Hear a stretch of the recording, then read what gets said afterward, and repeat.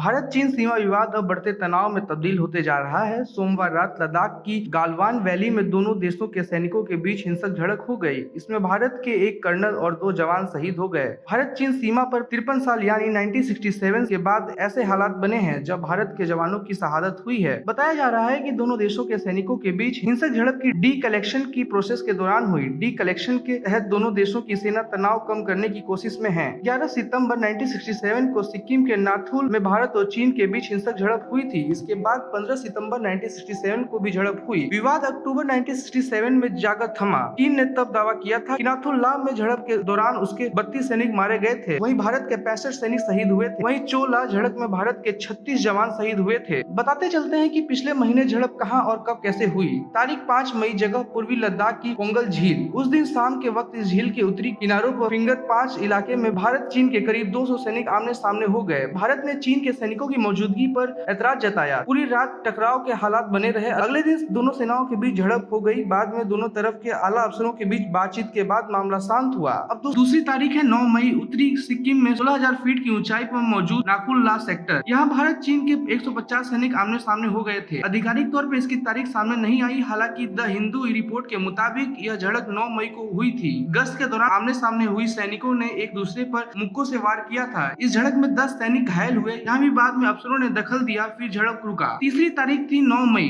जगह थी लद्दाख। जिस दिन उत्तर सिक्किम में भारत चीन के सैनिक में झड़प हो रही थी, उसी दिन चीन ने लद्दाख में लाइन ऑफ एक्चुअल कंट्रोल पर अपने हेलीकॉप्टर भेजे थे। चीन के हेलीकॉप्टर ने सीमा तो पार नहीं की, लेकिन जवाब में भारत ने एल एयरबेस से अपने सुखोई MK फाइटर प्लेन का बेड़ा और बाकी लड़ाकू विमान रवाना कर दिए। मीडिया रिपोर्ट की माने तो हाल के वर्षों में ऐसी पहली बार हुआ जब चीन की ऐसी हरकत के जवाब में भारत ने अपने लड़ाकू विमान सीमा के पास भेजे थे। फिलहाल इस खबर में इतना ही। आगे भी देश दुनिया की खबर के लिए जुड़े रहें जेड न्यूज के साथ। धन्यवाद।